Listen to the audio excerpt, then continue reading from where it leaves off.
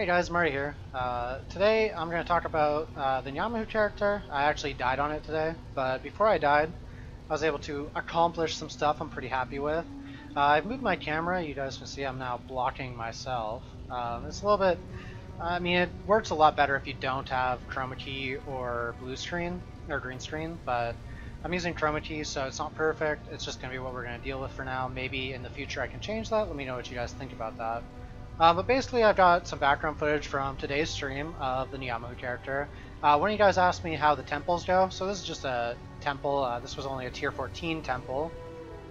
Today, I also did Red Elder. It was my first time soloing Red Elder 100% on my own.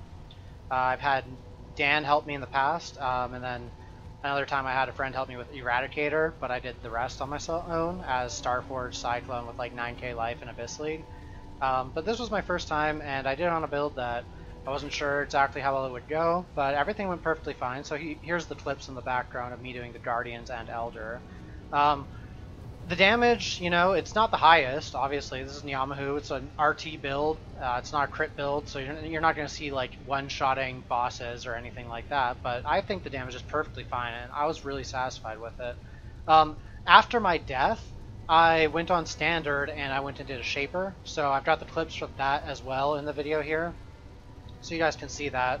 I'll just let all that play in the background. I might commentate it a little bit as I go, but I'll just sum up my thoughts on the Ngamahu character. So, damage-wise, it was the highest damage cyclone I've played yet, especially against bosses. On Trash Clear, I felt like Starforge and Disfavor, when I played those, they definitely had a bit more oomph on the trash. Like, trash packs instantly would always die, even if you know, you only spun on them for half a second. With Ngamahu, sometimes I would have to spin for a little bit because the balls wouldn't connect, or the balls have like a little bit of a delay on their connection.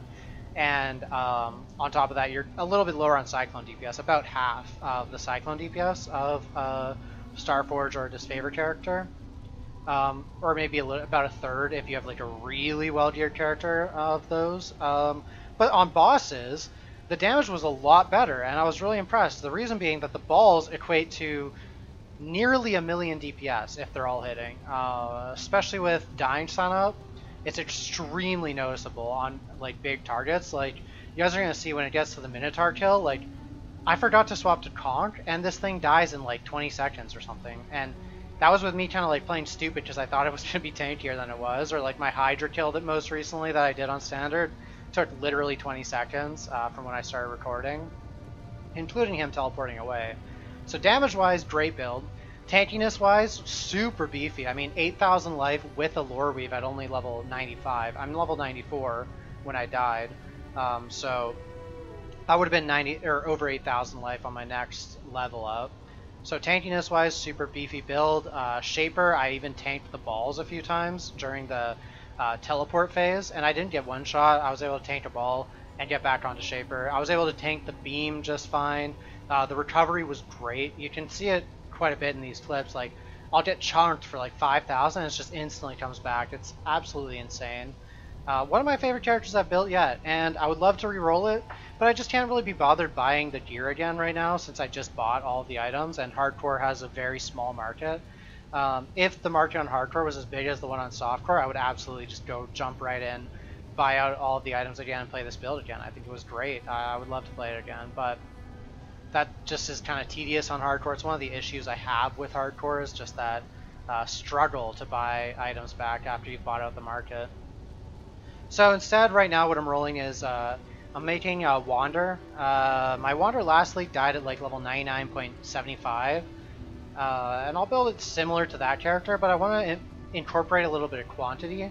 So I'm going to put Ventors and a Shaper Amulet on my Wander, and I think that I will be able to run T16s pretty comfortably.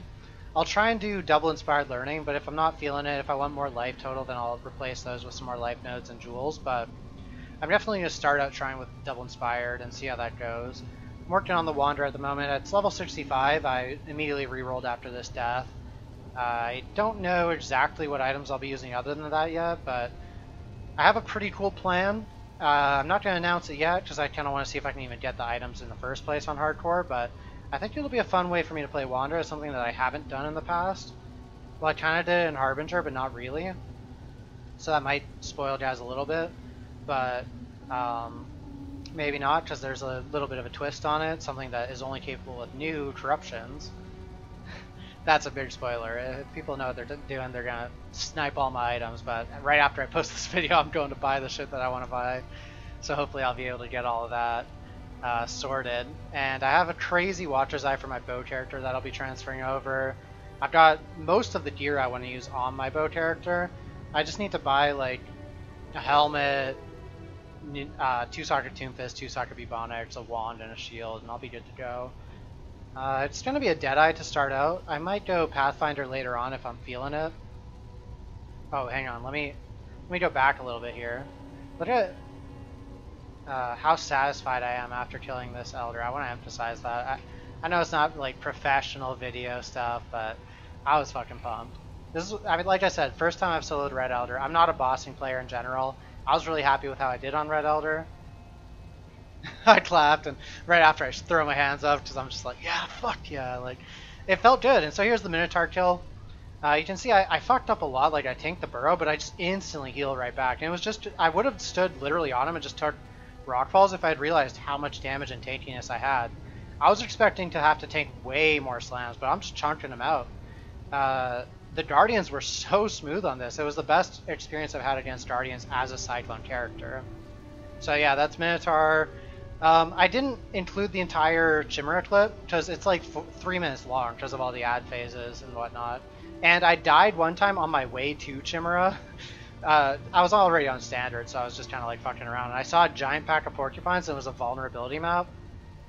And I leap into this pack of porcupines, I spin, and I didn't press any flasks because I was like, it's just porcupines. No damage mods other than vuln, I'll be fine. I was not fine. I got absolutely trucked and deleted by those porcupines, so I had to, or I lose a little bit of XP if anyone's wondering. I didn't actually die during the Chimera fight. I do have the full Chimera fight recorded. If anyone wants to see that, I could upload it just as like a standalone video. Maybe I'll do it under private tag and just link it in the description or something, because it's not really anything interesting, it's just kind of basic. Do the Chimera. But yeah, you see Phoenix goes down pretty easy. This fight is actually, I didn't know Perfection dropped off the bosses, sorry. I noticed that when it happened there, that's why I made a little weird face, but I didn't, Chimera is like a really easy fight, sorry, I'm misspeaking. Phoenix is actually a really easy fight for pretty much any build that has high leech, because the only thing that can kill you there is discharge. I could actually spin along its Cyclone and it doesn't even hurt me. There's the super fast Hydra I was talking about. This build was so satisfying for Guardians, and then this is just last phase of Chimera, just because I didn't want to include a 3-minute clip. I don't want to drag this video on when, you know, there's nothing really to talk about there. And then here's the Shaper fights. They're a little bit long because I just recorded the entire phase, but I'll skip through them a little bit here. So I dodged the slams. I actually can tank the slams if I get Fortify up, but if it crits, it'll still one-shot me, so I chose to just dodge them. And there's, you can see I tanked the beam there. I just kind of was curious to see if that would work. So here, we're about to see it. Here's the beam. I'm like, oh wait, can I go in that? And so right now I'm tanking the beam and Vortex, and like, my life is barely going down. So that shows you how powerful the leech is on this character. So first phase, easy peasy. Skip ahead. Here's the second phase, you know, same deal. Shaper's really, really easy as these kinds of builds. As long as you stand on top of Shaper, it won't do the balls, and you know, you just can't really die. See there, I tanked another one of the death balls from his Matrix phase, or whatever you want to call it, and I survived. I was so impressed by how tanky this character was. And I could go Combs Heart, but I think Loreweave was definitely the right choice. The damage you gain from that and the survivability. And then final phase Shaper. I get cocked, like, right when I'm about to call it, it does the bullet hell phase, and then it does an ad phase right after, so that's why there's so much to this one. But then, you know, get him down, get the call going. For those curious, the way the math works out on call, because we had this discussion on my stream today, Slayer call is a 25% more multiplier. The reason being, if you have 0 call, you have to do 80%, or you have to do 100% of the mob's life, and then you can kill it. If you do not, or if you have call, you do 80% of the life.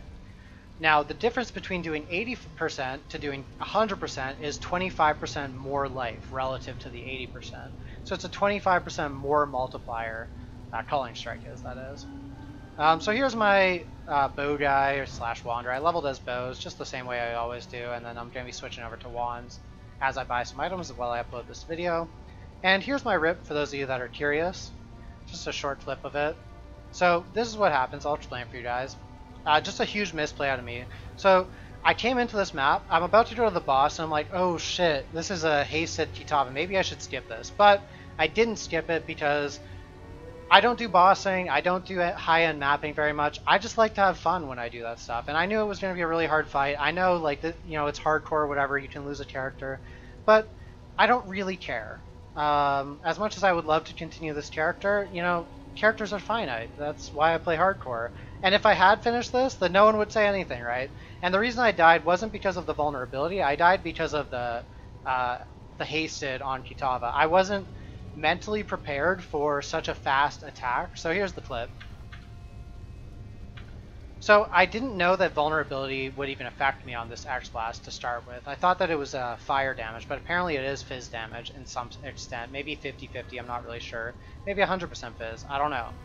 But you can see right here, I'm 7100 life roughly. I spin into the Axe Blast, and the reason is I just fucked up. You see right here, I'm reading my chat, I'm replying to someone, and then I realize I'm degenning a bit, and I'm like, oh shit, I need to pop my worm jar, get my life back. And I go to spin on the worms, and because I was looking at my life down here and my chat way over to the right here, you can't even see my chat, I wasn't looking up at Kitava. So if I had been paying attention, I would have noticed right there, you see, he raises his hand. That indicates that the Axe Blast has started, but I didn't notice that because my eyes were not focused in that little area up there. And as a result, I got hit. It didn't think I could tank it or anything. I just messed up, didn't realize. I made, my Marty shocked O face. I was like, wait, what? And then I realized what happened, and I was laughing because I was like talking about how I was about to go do Guardians, and meanwhile I'm dead. So there's the rip for you guys. There's a little rip analysis. Hope you guys enjoyed the video. Let me know what you think about the clips at the start. I know I'm not the best at it. I'm no mathful or anything. I'm new to this, commentating over the clips, talking about the build. Hopefully this is enjoyable for you guys. If it's not, let me know in the comments. Let me know what you'd like me to change. I'm learning. I'm new to this YouTube thing. Trying to give you guys some good content. I will be doing a video on my bow character either tomorrow or the day after. I don't really want to do it right now because it's going to cost me like 80 regrets to switch back to Deadeye and then back to Raider for my little meme #1 Raider slot. But I will do a video on that, even though it's kind of the exact same thing as before. A lot of people told me they wanted it. So yeah, be ready for that video in a day or two, and I hope you guys enjoy this. Have a great night. Thank you all so much for the support, as always, and you can come check out my wander on stream tomorrow if you want to. Thank you all so much. Have a great night.